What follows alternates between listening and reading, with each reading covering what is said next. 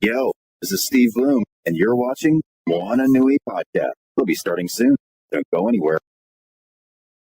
I'm Veronica Taylor, and from myself and Ash Ketchum, I just want to say, Moana Nui, I choose you!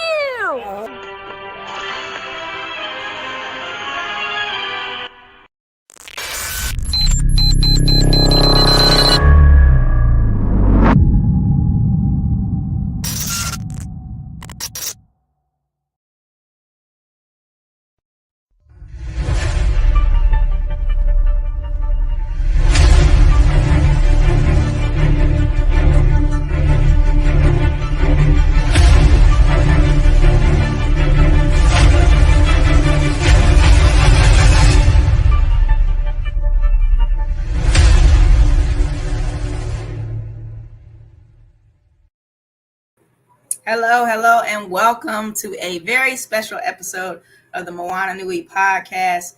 I am Charna Lawson, also known as CC the Geek, founder, president, and CEO of HBCU Con, activist extraordinaire. And I also, before I get into announcing our guest host, want to give a huge shout out to the founders, actually Moana Nui McAdams, who is the founder of this here podcast, and her wonderful partner in crime, Dana Morgan. Shout out to y'all, wishing you all well and safe travels in your journeys this week. So before I introduce our guest host for the evening, I wanted to give you all a little spiel about what I do, or my passion project, that is the HBCU convention, celebrating and bridging the gap between historically Black colleges and the geek community to bring you an authentic homecoming experience that everyone can enjoy at HBCU convention. We have a Kickstarter campaign that is live right now. We have about 22 days left to go to raise $16K. We could really use your help and support. Please make sure you click on the link and share, contribute. Every dollar helps, and it takes a community to build a community. So just in advance, want to thank you all so much for your support of HBCU Con 2023. And thank you all for your support of this past convention, which was very successful, and just so grateful for that. Now let's get into it, right? I want to introduce one of my favorite people, who is just a dynamic person, and just a really powerhouse in her own right. The president and CEO of the Center for Asian and Pacific American Women, the Sue-Ann Hong. How you doing, Sue-Ann? Thank you so much, Cece, for that wonderful introduction. So appreciative of all of the work that you're doing. Amazing. One of the things that I'm really excited about is, that Thanksgiving is coming, and I'm going to call this the Friendsgiving episode, because that's adorable. Everybody, I think that's on here, I would say, are not only like amazing women and leaders, they're just good friends of mine, right? And so I always say, let's act like we have a cup of coffee, we have a round table, and we're having a chit chat. Love it. So it's all about organization tonight. Oh my gosh. Especially as the holidays are coming, right? Yes. So much going on, and there's a lot of wonderful opportunity here for great dialogue around organization, because I certainly can use that. I feel that on so many levels, and I'm glad that I'm not alone in that. Absolutely. And Cece, I don't know about you, but many times when I think about organization, your automatic thought is, okay, doing, literally at work. How do I keep myself organized, and as well as at home? But we don't always talk about organizing your mental wellness and self-care. And so this is another aspect, as we were talking last week. Both Blossom and Marcy, we were talking about this particularly, especially with all of the uprise in mental wellness. I think we're going to have some conversation around that as well. Absolutely. I'm really looking forward to that. And I think it's very much necessary, especially now more than ever. Absolutely. Before we start, how do you take care of yourself, and how do you organize your own mental wellness? Oh gosh. I feel like I don't do it very well, or I feel like I could definitely do it better. I'm very much about, it's a give and take for me, because sometimes I process things internally. Sometimes I just need to completely unplug. Yeah.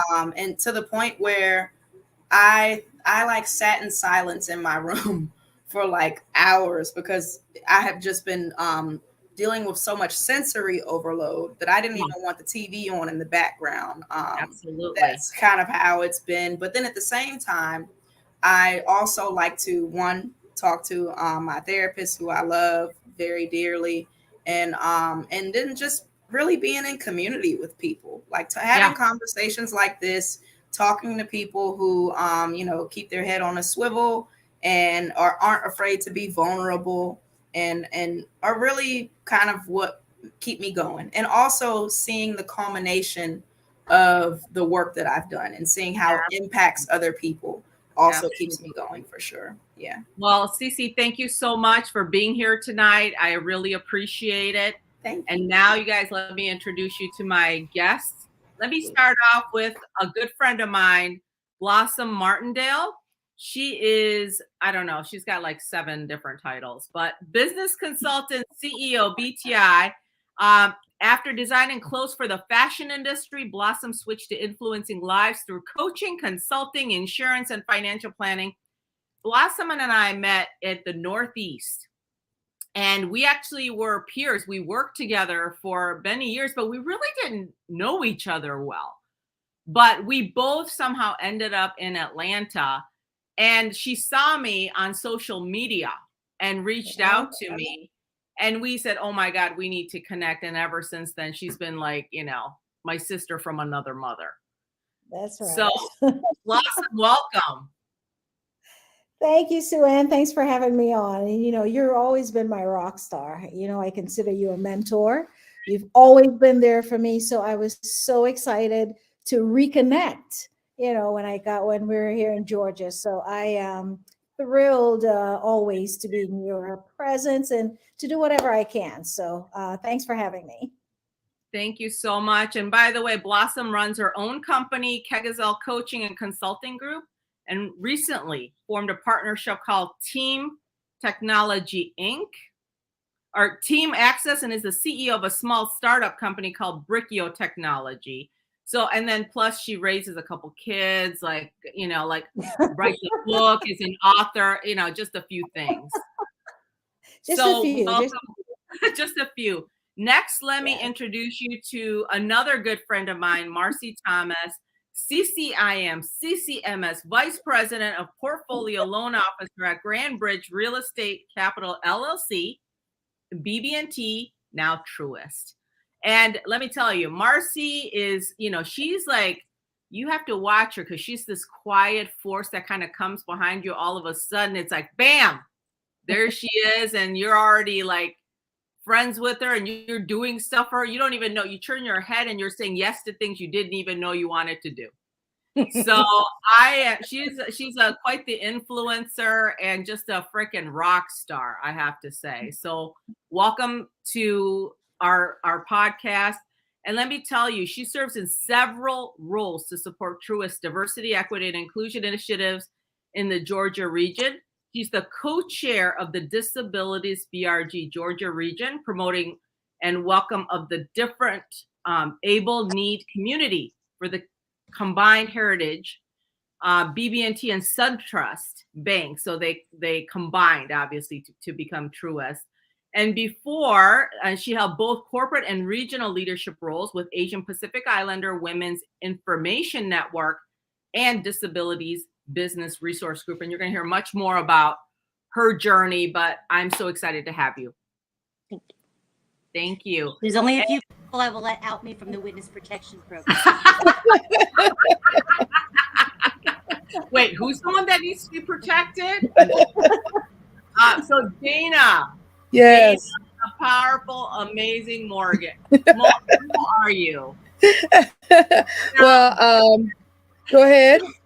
I was going to say Dana's not going to be on camera tonight. Yes. But trust me, that will not make a difference in how all the wonderful things she's going to share. But she's the executive assistant at Kimberly Clark, and of course, the co-founder of the Moana Nui podcast. And I thought it was really important for Dana to be on here because she supports many people And I've seen her organize, and it is amazing. So I wanted to make sure that she had her voice in this conversation because I think we could learn a lot from Dana as well. So welcome, everyone. You ready to get started? Yes. All right. So let me start off by asking each of you just kind of about your heritage and just about some personal background and just how you got to this point and where you're at. So let me start with Blossom. Well, you'll probably hear my little sing-song accent, originally from the Caribbean, St. Lucia, the best little island where everybody goes to get married. So, but I migrated here when I graduated high school. I was almost 15. And yes, we do graduate pretty early. Either that or I was a geek, one or the other. And came here, joined my family, and they told me I was too young to go to college. So, I, putzed around a little bit and, did a little bit of learning.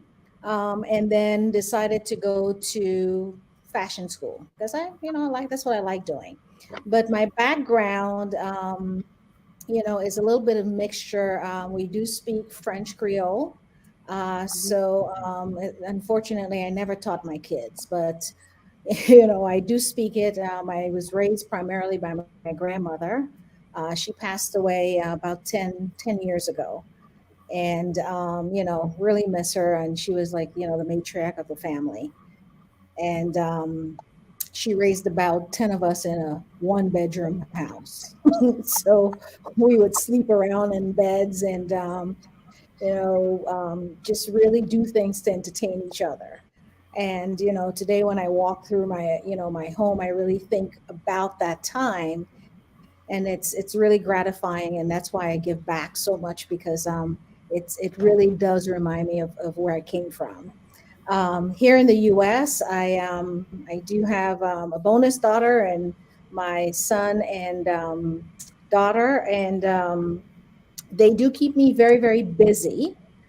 Their dad passed away about 8 years ago, and they've been my troopers ever since. We do have a grandson and a granddaughter, and so they keep me, uplifted. And I do want more, and I keep telling my son and daughter the same thing. I do want something more, and I can't wait to actually leave the nest a little bit. I really do want to leave the nest, and so I'm hoping to do that pretty soon once my son leaves. But that's just a little bit about me, and but happy to be a West Indian in these United States. Absolutely. Hey, we are all about bringing diversity in our programming because that is very important. Yes. So thank you for sharing a little bit about yourself, Blossom. Marcy, how about you? Can you share a little bit about your background and heritage as well? Sure. So I was born in Seoul, Korea, and I was adopted by a white Jewish family in upstate New York. So I was brought up very westernized, which confuses many people when they see me, but as soon as they hear me, they get it. They know. I migrated down south here to Atlanta, thinking that there were going to be robust jobs right before the Olympics, and the roommates that I had, they up and outed right after the Olympics. I stayed, and so I'm kind of a late bloomer. Self-disclose that all the time. I run in really great circles, but I'm always the junior odd bird in the room. So just being able to soak up really good energy and have real experiences and real relationships with people, I think that's how I get some of these invitations. So, again, for me, it's about opportunity. It's about connecting people. It's about everybody's got a story, which makes them unique, but you got to be a friend to have a friend. And when you align yourself with the right people, then I think that we can do more good than not. So it's a pleasure to be here. Thank you. Thank you so much, Marcy. And by the way, I want the audience to know when I reached out to Blossom and Marcy separately, they both thought I was inviting them just to be an audience member. And I just started laughing. When did you ever know me to reach out to you and say, yeah, just come and be an audience, right? No. So they're, oh, you want me to be on the podcast? Yes, If only absolutely. I knew. Right, absolutely. All right, Dana, I know many of your audience members have heard your story, but not everybody has. Yes. So I want you to still share your background and heritage as well. I come from a very mixed background. I was born and raised in Hawaii. My dad was he's retired military. Came to the islands and everything. Of course, he during his service he met my mom, and of course later came me and my siblings. But one thing I always tell people that my parents wanted me not to have a island mindset, kind of having a stay in the box mindset. So they wanted me to always see beyond it and learn beyond just the islands. So they'll make sure I befriended people of different religions, backgrounds. Whenever my dad will have a chance to be stationed anywhere overseas, to have allow me and my siblings to go there so we can learn about that culture and such. And then, of course, fast forward. Today, I am, of course, an executive assistant at Kimberly Clark. And along with that, I work with our employee resource groups, primarily making the content for our Apex ERG, which is our Asian Professionals for Excellence, and trying to bring it out different aspects. And Sue-Ann has been a guest of several contents that we have had for our employees. Along with that, I also do photography outside of that and photograph different conventions like Dragon Con, MomoCon, and I've been done some of my pictures have been featured with DC Comics. And of course, working on the podcast, but I also am the line producer for Karen Ashley, the Yellow Power Ranger show. So I do that on Tuesdays. And then on top of that, I also work with CC and several other conventions to help their conventions in different aspects, and then do a little voice acting also. So I want the audience to listen to all three of my guests here because none of them are just doing one thing. I want to highlight that. And the fact is, you still only have 24 hours in a day. So my question, starting with Marcy, is, Marcy, tell us a little bit about your responsibilities, and like during the pandemic, did anything change? And if so, how are you managing it? So I think we're coming back live again. And so I'm coming in hot today. I mentioned to y'all before the call that I'm coming from an event. And prior to the pandemic, I was out maybe 3 to 5 times a week at networking events, socials, luncheons, breakfasts, on top of doing my job, which is commercial real estate. But what really fires me up is all the community affairs and everything that we do as a bank and out in the community. So I probably should preface this with the comments and opinions voiced by me today are not of my employer; they're strictly of me. But there was a lot of activities. So as things slowed and shut down, so did I. I took that time to hibernate and to not have to be running 100 miles per hour in the slow lane, exhausted all the time. But then everybody wanted to connect and see my face on a Zoom call. Size up the yoga pants, size down. It's just like the face, you can't hide the face. So it was a little overwhelming to get readjusted to be more active in hibernation than it was in person. So I found that I had changed. I was growing in a different direction, not just in the yoga pants, but I was growing. I was growing in a way that I wanted to be more intentional with my time. Yeah. Well, I used to be the yes girl and show up everywhere that I was asked to be. I really had to take some inventory of myself and could I handle it? Um, you know, uh, Today I find myself rejuvenated and excited to be back doing these things, but learning what I've learned in the last 2 years, I've got to pace myself. It's okay to say no, set those soft boundaries, and know what you're capable of, because you cannot say yes to everything and fully thrive. So that's kind of my journey through the pandemic and what I've learned. And, if I can keep myself in check and keep myself in balance, go forward, I think it's the best of both worlds. Well, first of all, beyond the yoga pant comment, I think that the fact that you are able to say no, that takes, I mean, it's hard to say no, everybody. It is, because you want to say yes to everything. You want to be able to go everywhere, but it's just not possible. And so for you to be able to have that awareness, and I think to regulate that and be intentional about yourself and your time, that's huge. And I knew you, more than 2 years ago. So this is huge. I mean, because before you did say yes to pretty much everything. So this is huge. So Blossom, what about you? What's been your journey through the pandemic?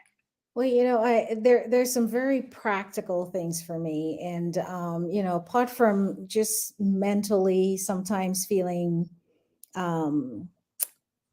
stir crazy when at first we had to stay in, and then feeling liberated. Oh, I can go out, and going out was just early in the morning, going out, watching the sun rising. Oh, I love that. There was nobody around really, when you go out. And the big change for me was when I go out now in the morning, oh gosh, there's too many people on the road. So that's a big change, right? And I'm like, okay, do I want to see all these folks on the road? And now all my serenity is gone. So mentally, I have to deal with that, right? So it's a big difference. And these are some small things. Like, I got up today and I had to get ready for this, right? And I had to curl. I only curl the front of my hair, right? So the back of my hair is either hating or loving me, because I don't worry about the back. I just do the front. So I mean, girls gotta do what girls gotta do. So I look great on Zoom and I love it. But if I have to go out, gosh, now I gotta have everything done. I have to, make sure the edges are right and everything. So that's a big change, from the pandemic days to now. And even just wearing heels. I used to go to several different events and I used to wear my 3 to 4 inch heels. And now going out in heels and having to stand and walk, I have to really think about these things. And yes, it's something small. It seems almost impractical, but just standing in heels, even it's a challenge for a girl, because now I'm out of practice. First of all, I don't think I've ever worn 4-inch heels. I just want to look. I'm a shoe girl. I love my high heels. And I mean, no, I love my high heels and I've always loved them. But, since the pandemic, I've just gotten used to low heels and fuzzy slippers, right? And, Yes. we've all gotten used to that. And yes, we did grow a little bit and not wearing high heels. Now it's flattened. So your feet kind of expanded in your shoes now. So it's a little bit different now. So the journey for me, through pandemic, post-pandemic, even going out now to visit clients, it's just very different. I don't want to get dressed up anymore. Maybe just from here up, Yeah. Those are all. I get that totally. It feels weird to have to dress from head to toe now. It does. It really does. So absolutely. But Blossom, we're fun sized. Love it. Embrace it. We don't have to size up to anything. Oh my God. So true. Oh my God. Dana, how about you? Tell us about your journey, since you have, I heard you at least mention about 6 things that you're doing. Yes. Well, it was, as everyone said, it was a transition, especially with the pandemic, because especially events and conventions, those were all put on pause because of the pandemic. So the photography side, the event planning side, I wasn't doing as much outside of work, but work still.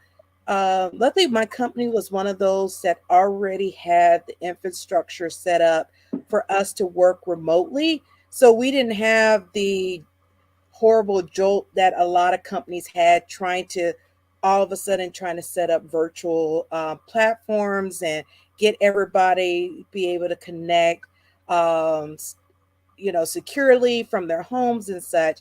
So that was an easier transition. But for someone who I am an ambivert, um, stronger on the introverted side. So being an executive assistant, being able to work from home was just like magic, because you're not having someone stopping you every time while you're doing something, or you're getting pulled in different directions. Like I will calculate at least 30 to 40% of my time I'm away from my desk helping somebody who is lost, who's trying to find a conference room, who's trying to do these things. So I gained that much time back. So I was able to give more to my company by helping more with our ERGs, finding ways to elevate what we were doing, even from a virtual aspect. And then also working with some of the conventions, seeing, hey, which ones we're trying to do something virtually, how I can help, do virtual panels or something like that.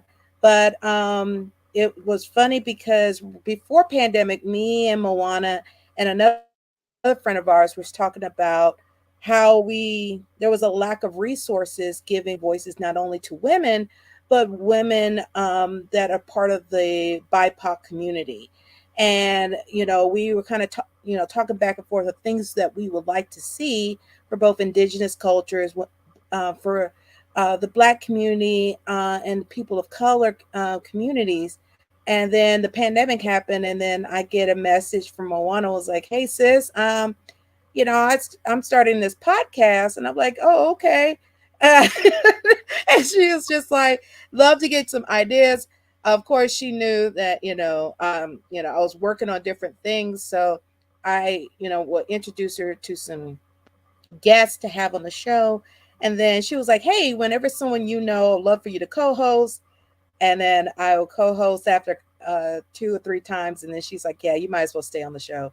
Uh, so, so that's how. And then the podcast allowed me to kind of keep that connection to people, but in a different way of just being like a Zoom meeting. We were giving voices to things that of the community that they wanted to hear, find out stuff that they wanted to learn about that they couldn't go in person to attend something because of the pandemic. So this podcast right here became that outlet for so many, and we continue to grow it and build it. And of course, when the pandemic, well, it's not over yet, but people are the world is coming back. But it's one of those that I have still the hybrid form at work.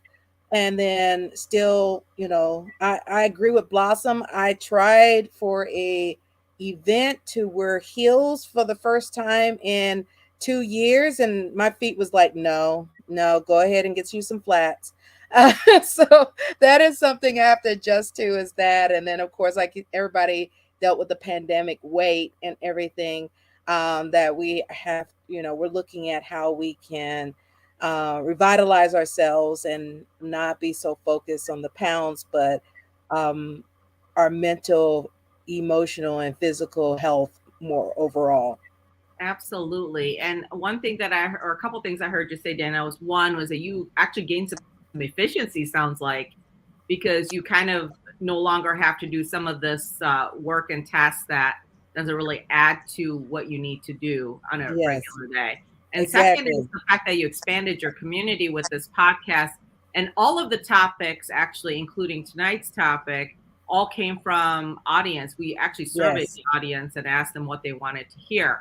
So that's been really fantastic. So Blossom, let me ask you, when you have competing priorities, and when you have you've got probably more projects, more clients than you can manage, walk us through what are some things you do to manage that. A few years ago, I had a really great mentor, and she taught me so much about lean processes. So I got my green belt, got certified in Lean Six Sigma. And so I really got entrenched in focusing on efficiency and really becoming efficient at daily activities and separating out high income generating activities and low income generating activities. So I preach it to my clients all the time. So I really try to manage my day around those things and separating that out.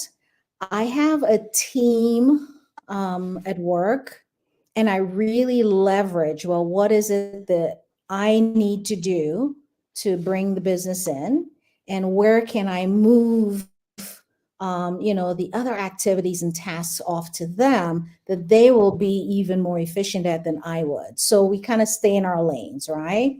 And we have these processes that we're constantly looking at. Do we have challenges with them, and should we change them? So the team, I leverage them, really, really, really well. Now I do practical things like, because I'm getting a little older now, although I know I look like 29 still. I use my phone. I put the alarm on it all the time for everything. Alarm to eat, an alarm to drink the water, alarm to, just set a date with myself, get up, stretch, because we do need to make sure we do some of those things, right? Time to meditate. Sometimes it's even, check in on my son who's here with me, because sometimes he forgets to eat because he's entrenched in his work. And so I have to remind him, oh, go get the mail. I have to call him upstairs sometimes. Oh, the alarm went up. Did you forget to go take the garbage out? So it's little things like that. I leverage my phone a lot. And then also, I don't have an assistant. My daughter's always said, you need to get an assistant. Actually, I have some of my clients, we get assistants for them all the time. But I don't have an assistant. I actually just still leverage that team. But then also a really, really, really important thing, I live and breathe by my calendar. Everything is on my calendar. And I promise you, I even preach it to all of my clients. And it looks a hot mess to some people, but everything is color coded. And even if somebody calls me unexpectedly, I might even put it on there because I go back and I look to see what happened on that day to see whether or not I was being really intentional about, the things that I've been doing. And so, in a nutshell, that organization is super important, not only, for the day, but also reflecting back to see what do I need to do more or less of as I move forward. And, the kids I fit in there sometimes too. So, we also have intention. We have intentional. Oh, yeah. That's right. I have them. Yeah. We have intentional holidays. So every year we do certain things together, and it's a must. And, and I do have my worship days on Sundays. That's it. It's time for God. That's my worship days. I don't do any work, and I fellowship, spend time, just in the word or with friends and family. That's it. I love it. So I hear three things. One is everything is calendared. Number Yes. 2 is alarm, alarm, alarm. Yes. And then there are designated priorities for certain things like Sundays. Yes. And times where you want to block off, and that's regular. Yes. Consistent. Right? Okay. It's very, very consistent. I love it. All right, Marcy, what about you? How do you manage all of the things that you're doing? I can't do it by myself. I get by with a little help from my friends. I've got handlers strategically placed around the country. So, and I say that jokingly, but I mean it. Because I'm fired up and very passionate about a lot of things that I do, I can also fizzle real quickly. So I have got to put my energy in what's going to give me more energy. And whether I put myself in timeout and rest and recharge, or I go out and I volunteer, or I go out and listen to some live music, or whatever it is, my decompressed time is. I've got to take care of myself. I didn't do that before. I very much have to put that in order. Now, Blossom, I've set my alarms, and I think I put eating on the calendar like several times a day. Maybe that's where I went wrong. But you're right. Like, I follow that same model. I live by my calendar, and I think that I drive some of my friends batty because they're like, I don't know what I'm doing in 2 months. I'm like, well, here's where I'm going to be. I know where I'm going to be. And if you want to get on my calendar, then that's what we need to be doing. But I've also had to learn to be gentle about that. So while it's okay for you, it may not be okay for somebody else in their space. So I call them bookmarks. Like, let's just pencil something in, we'll circle back and sync up later. But for me to prioritize the tasks, the people, the places, the things, I have to utilize that as well. And so from another approach is how do I do this? I had to self-disclose during the pandemic that I was challenged with things that I couldn't handle on my own. So, being fully transparent with my team, with my manager, with some of my closest friends. There are days that, I'm trying to fight my way out of a paper bag and I do really well with it. And other days I feel like I'm suffocating in that bag. So when I can be honest and keep it real, then I've got people that are lifelines that truly have helped bless me with their time and their energy. So it really helps me to do better and to do more for others. So.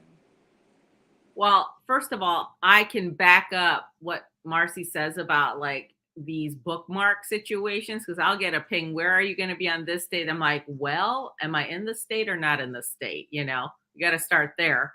But she does practice what she preaches on that. And then I've heard Marcy say things like, hey, that's my afternoon I watch football, I watch games. So I'm just going to be hunkered at my house and I'm regenerating. I'm going to just hang out and I'm not going anywhere. So I respect that because the fact that both of you have boundaries on certain things, I think you have to have boundaries, everyone. You have to. Otherwise, you're just going to chase the next shiny ball, right?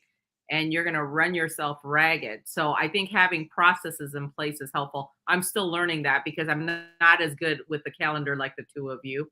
I'm still working on that because I don't use the alarm system like I should, like the two of you. I think I could learn to do that a little bit more. So Dana, what about you? How do you manage, since you manage other executives and their calendars, how do you manage yourself? As far as myself, me and Moana has the ongoing joke. There's a meme out there. If it's not on the calendar, it's not going to happen. So it's one of those. If you're sending, of course, I tell people, let me know as soon as possible so I can. And first thing, whether it's personal, whether it's work related, whether it's podcast related, I block those times on the calendar, send invitations to everyone involved with it that I have their emails and stuff.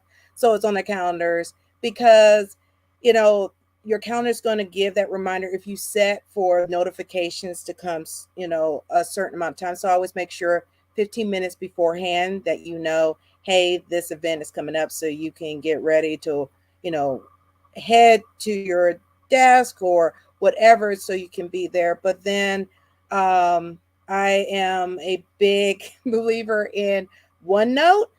OneNote is an amazing tool. It is very great for collaboration. It's basically a virtual notebook, which you have tabs and everything. So you can create this. I do it both for the podcast. I do it for my job. I do it for different projects at work. That way everybody can put information regarding different aspects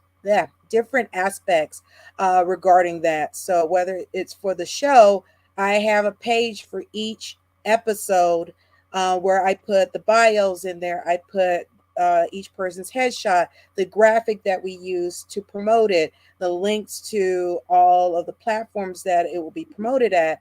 That OneNote is one of those that no matter where that person's located, everybody can go in and be able to work in there at the same time for that. And then I also like each of my other panelists have mentioned, you have to block time for yourself. I block my time for me to take my break. So, and then I mark it, because one thing about calendars, and if anybody's worked in the corporate world, if your calendar is just showing busy, somebody will book over. If it's showing out of office, they will not book over that, because they know you're not going to be in office. So if you want someone not to book over your lunchtime or your break, mark it out of office. Therefore, no one's going to book over that time because they don't think you're going to be in the office. So do that. That's a tip from me. I do that for my leaders. I make sure their lunch are showed out of office so no one book over it. And then I also make sure at the end of the day, book at least an hour or hour and a half that you can catch up on emails and everything. And I have it notated. If people can see the calendar, it says, do not book over, contact Dana if it's an urgent matter.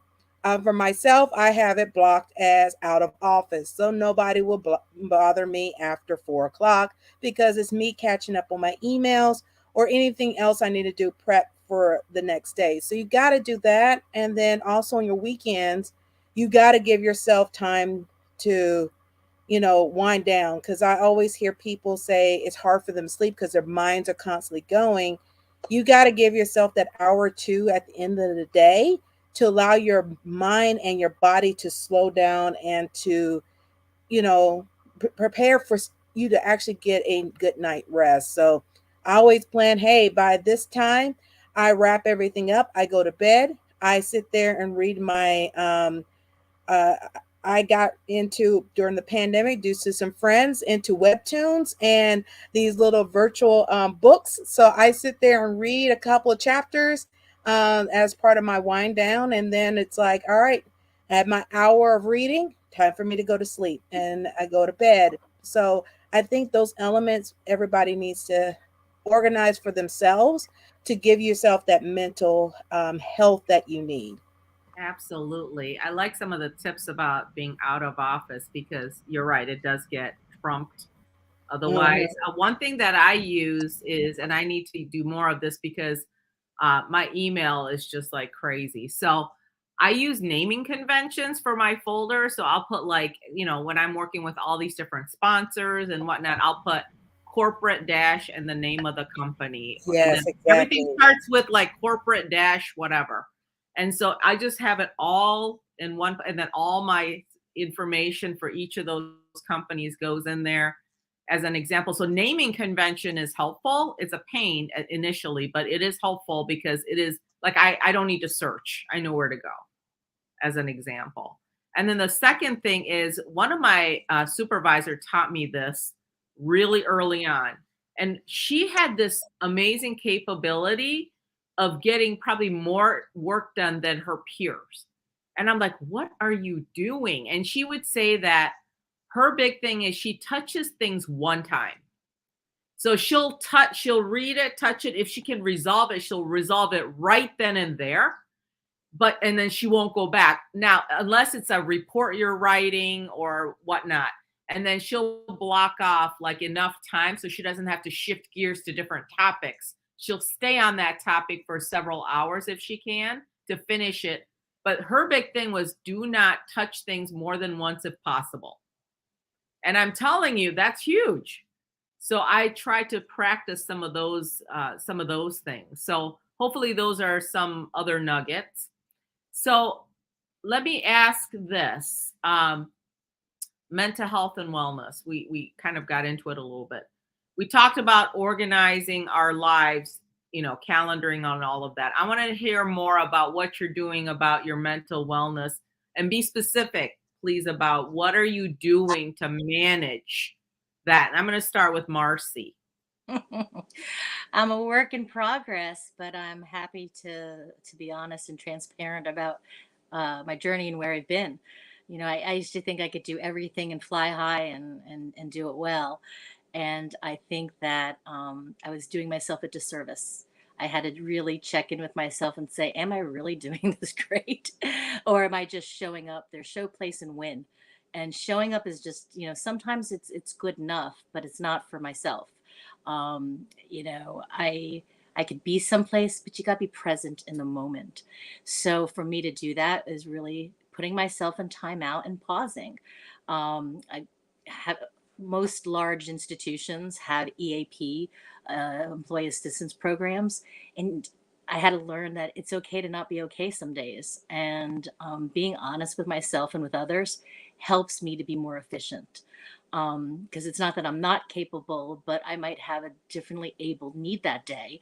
And if I'm not willing to have that hard conversation behind closed doors with someone, they're not going to know what's going on with me that day. Um, and it's not for the whole world to know either. It's, you have a network, you have that safe space. So I have recommended to some really close friends, explore those options. Don't be ashamed to say, I need a little bit more help today. It actually is very courageous for you to acknowledge that and to move on that. So I'm a big fan of the EAP program and counseling. For my own personal circumstances, I have been in counseling for about a year now, kind of grieving the loss of a family member. And it's okay. Like some days I'm okay, some days I'm not. Um, some days I'm better than ever.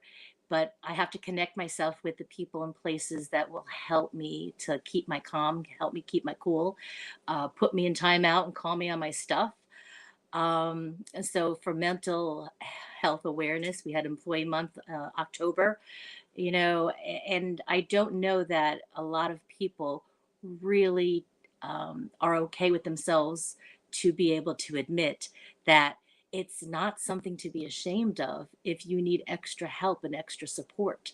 I have friends in different situations, and for me, I chose career over family. I've never spawned, but somehow I give out a lot of parenting advice to my friends that have kids. I don't know why, but I think it's because I can be objective as a third person. And what sounds logical to me, someone who's emotionally involved in a situation may not see the clarity at that moment. So you have to be well yourself. They tell you put the face mask on yourself on a plane before you put it on someone else. And if you're always doing and helping others, you're not helping yourself. So it was a hard lesson to learn, and one that I'm still practicing, to say that, how did I get here in life? It was really through support of others, and you can't be ashamed of that. Be proud of that and pay it forward. Um, when you see distress and you think that someone in your close circle is off, chances are your gut, your intuition is spot on. Some people don't know how to ask for help. So I really do live by the model. You got to be a friend to have a friend. Check on those coworkers, family members, friends. um, you could be the lifeline of somebody who just really just needs a kind smile, or just a little how you doing, or what can I do for you today. And so that's something that's helped me, because grace and helping others, that servant leader. Oh, we just lost Marcy. I wonder if she lost her battery.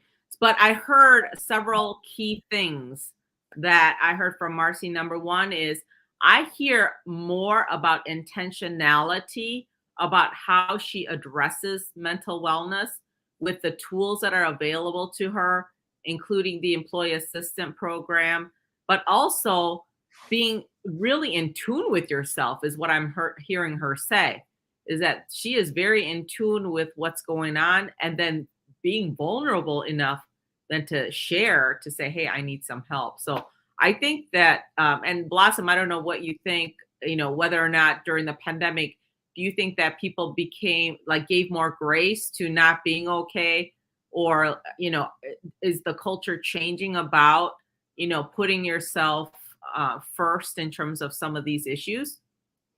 I really think it has, and I think people are more open to speaking about it, right? And I think even being more aware of it, and just allowing people to just feel the way that they need to, and even be a little bit more tolerable about it, I think, which is a beautiful thing.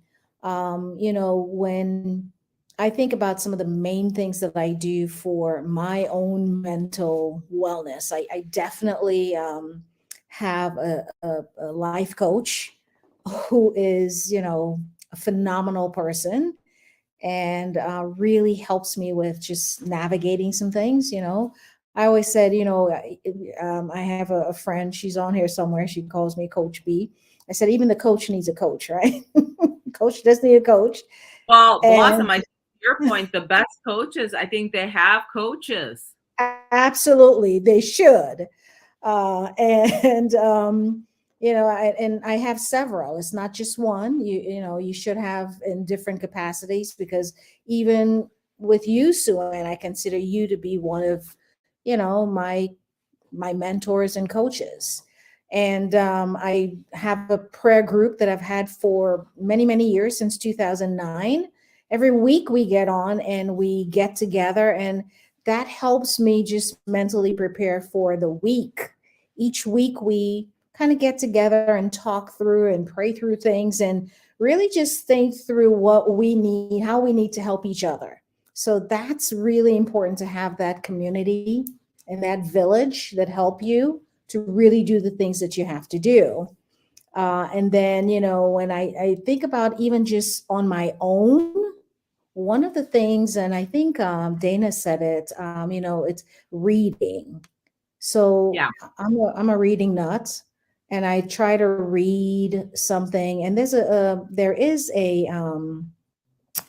an article out here there by Harvard, and it says, if you learn something new, that could sometimes cause, to de-stress. And so I try to learn something new all the time. Yeah. And I try to read something new all the time. So every night before I go to bed, I am reading. And every morning I get up and I'm reading the word. So those are some really key things that help me with my mental wellness. Okay. Yeah, that's very helpful. I think, again, it's all about being intentional.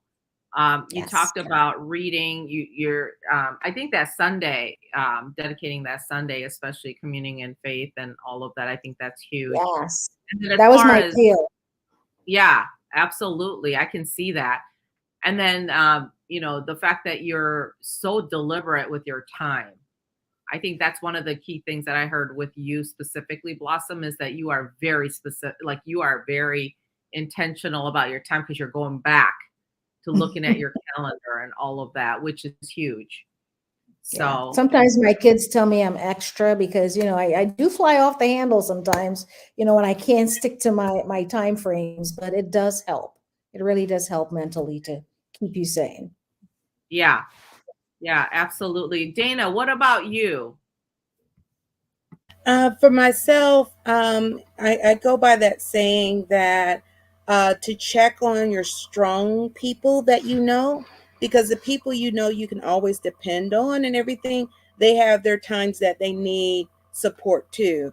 And a lot of times people, when they're used to people that are well organized, thinking they're always strong, they're the ones to go to for everything, but don't realize sometimes they need that also. So you do need to have that strong network or of people around you that, as Marcy was saying, can sense something is off on you. Could be, one of those that like, hey, is something going on? Pull you to the side to try to talk to you and everything. Because those are the people that you definitely want to have to help support you during those times. And then one of those that know what your triggers are too. Because as Marcy was saying, for your mental health, know when you're going in that negative coping mechanism. One thing we have on our show is we have a therapist come on once a month to talk about different topics our audience asks for. And it's one of those that, a lot of times we'll go into a default coping mechanism that, we start getting way too busy. We're not sleeping, things like that. We need to have the circle around us to let us know, hey, I'm pulling you back. We got to talk to you. This is what's going on. And then that way you can be, someone's keeping you accountable to make sure you're not overdoing it. You're not, doing things that is doing more harm than good for you by overworking or not getting enough sleep and things. But then on top of that, you know, as our therapist, Shay Rains, she says, if you're breathing and if the day ends with a Y, you need therapy, because it's like one of those that you don't realize it could be something from childhood that's affecting you. Anything, you need to have that person that is that neutral person you can go to, that you can talk to, because friends and family are great, but a lot of times they can't be your therapist. They can't be Yeah. the ones to help you navigate your mental health. They can be there to listen, to give you advice, but a lot of times that's not giving you everything you need. So being open to therapy, as Marcy said, a lot of corporations have EAP. They give you free therapy sessions to kind of help you start the path, but then also find ways that, hey, these things make me feel better, whether it's swimming, whether it's running, whether it's reading, and dedicate that time to yourself, because that helps you both mentally and physically by giving yourself that break you need. And then my last thing, you get vacation for a reason. I know so many people from working corporate for 20 some years. They will like not take a vacation day. And I'm like, I don't know if you're trying to win Guinness Book of Records of no vacation days, but take that time off, whether it's a staycation that you're just taking off and staying in town, that you can go to the aquarium, go to the botanical gardens. Take that time for yourself Oh to my get God. yourself together. Preach, Dana, preach. Staycation. Vacations. But if I will, Dana, I loved what you just said there. But, you know, again, we're talking about on a scale of larger institutions having EAP programs. But for our creative artists and for our entrepreneurs, even like Facebook groups and networks, Yes. places that people can look to for resources and a hand. So again, I want to kind of condense that to explore and get creative with those options, but you're not alone. Oops, sorry, there's Absolutely. And let me make sure for sake of time, because there's so many great things. I want each of you to give one actionable item that our audience can do in regards to working towards better organization, whether it's for their work, their life, or their wellness, mental wellness. So any of those. So Blossom, what would you say is the one thing? I would say it's, the calendaring. I think, too few people do it. Just get really, really good with calendaring, including calendaring your time with yourself. And, Okay, I gotta work just, on that. make gonna sure work on that. calendar date with yourself as well. Yeah, Yes, that's definitely. on my list to do. Marcy, what about you? keep yourself real. Do that inventory, talk to a few people closest in your network, the people that will tell you the truth, and find out where your blind spots are. You can't correct what you don't know. So if there's something that maybe you think you're really good with your time management in certain areas, but other people feel like you're not showing up, you got to find that out. So be willing to have a reality check with yourself. I love that. That has a lot to do with what you mentioned, Marcy, about being present. You can show up and not be present. So that's huge, because that I think you would enjoy whatever's going on more if you were present, right?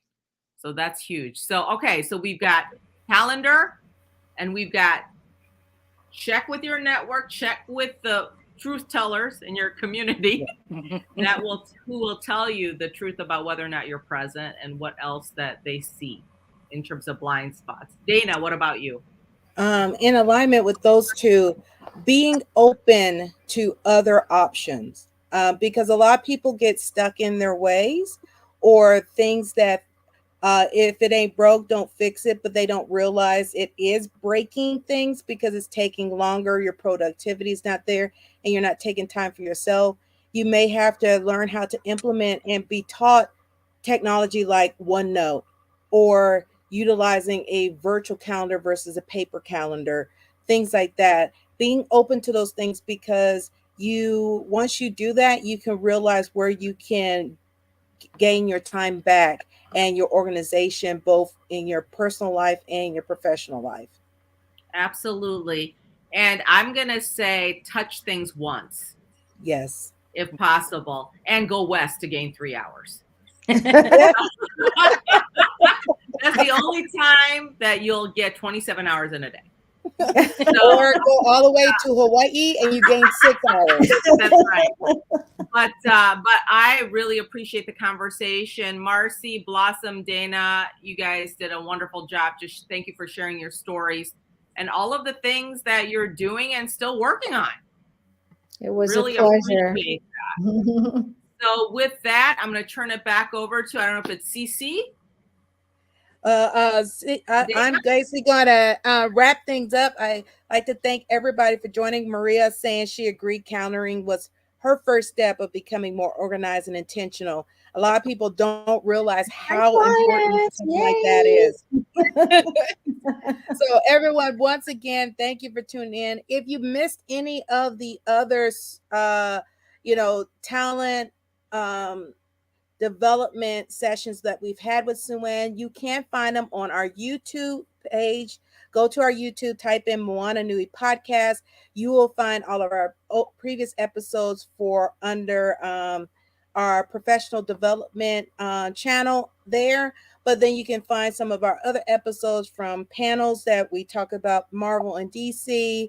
For those that are fans of that, we have our sports segment that we have a panel of sports fans talking about everything that is sports. And then we also have our mental health segment with Shay Rains. She previously just talked about burnout. A lot of people don't realize the mental, how it affects you mentally when you have burnout. So definitely tune into those episodes so you can learn more. You'll see our Rain Talks channel under our YouTube channel that you can watch that. So definitely go to Moana Nui Podcast. You can like, subscribe, and hit the notifications that it will let you know what episodes that are coming down. And that way you can know when our next episode with Sue-Ann will be for the month of December. So you can have that ready to remind you to join and tune in and watch.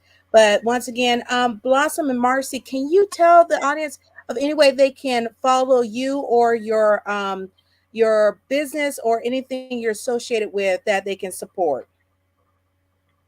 I told you I'm So in a protection program, so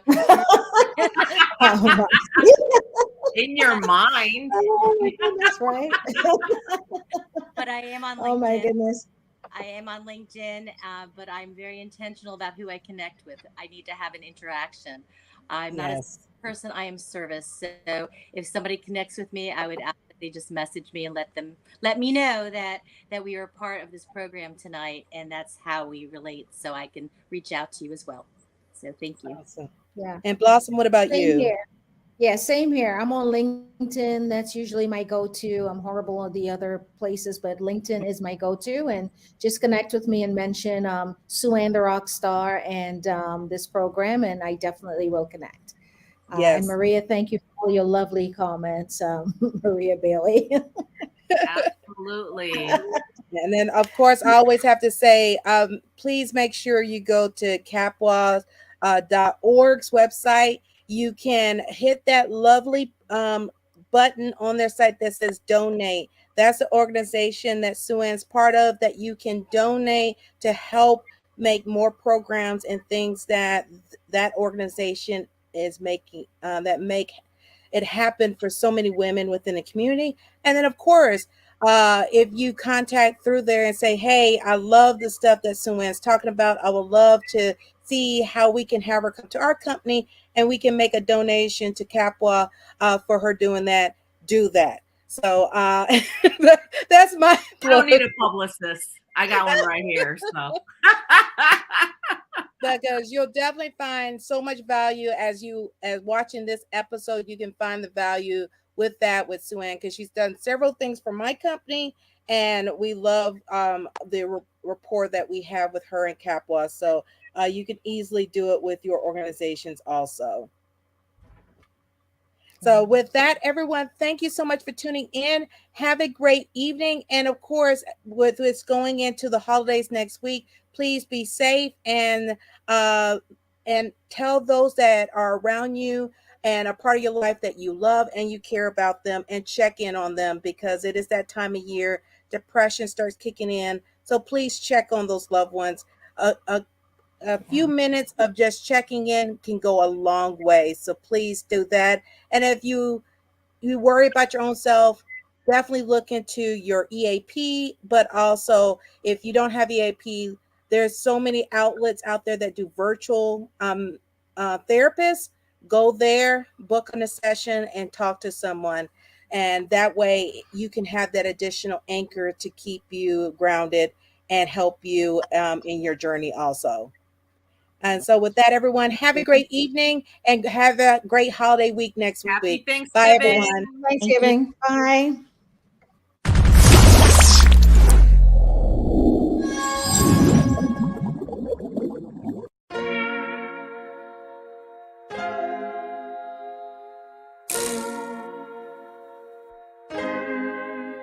So many stories left to tell, even if we have to ourselves. Can keep history on the shelf. If we won't tell it, we will. If this the land of the free, it was a freedom then, when they annexed Hawaii and called it Cedar Lands, without any type of payment and no signing off. Called themselves the Republic in 1894. 1.2 million acres overtaken from the native Hawaiians. When they resisted, the West retaliated in violence and erasure. The Hawaiian language is banned as part of colonialism's plan to expand, yeah. Stuck between a rock and a hard place. Multiple bombings of Kaho'olawe as a part of their ongoing war with Asia. Used it as a place for target practice. No consent or compensation. Colonizers call for annexation.